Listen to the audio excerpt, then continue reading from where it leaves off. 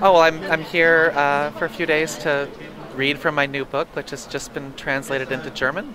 And honestly, I was curious to meet Christian Lux and Annette Kuhn and Norbert Lange, the translator. So, yeah. The book fair is wild. I've never seen anything. I've never seen so many books in one place at one time. It's enormous, and I had no idea that there were so many German publishers. I mean, there must be more of them than there are publishers in the United States. I think.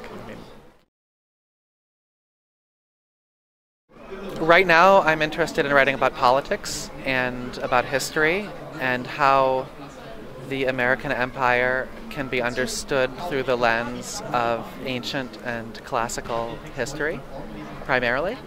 And I'm also interested in writing about narratives, about how we tell stories and how the stories that we tell us something about ourselves. So,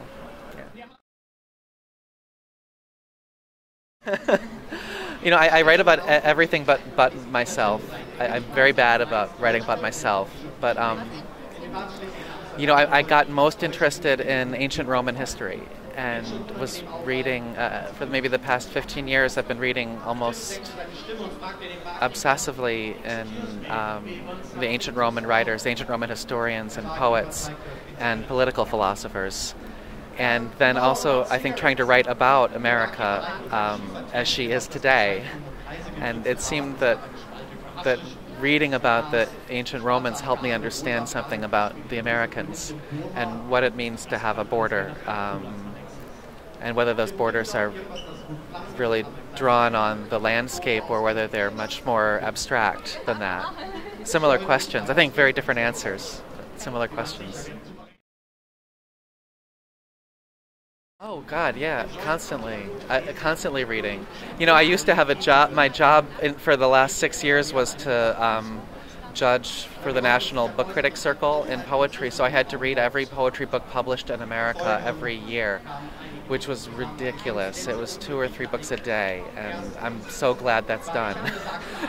Because now I'm on a vacation from reading poetry books, and I'm trying to read more history and novels, and the older poetry books I couldn't read while I was reading all the new stuff. But no, I love to read. It's yeah, I always have. G.K. Chesterton's The Man Who Was Thursday a Nightmare.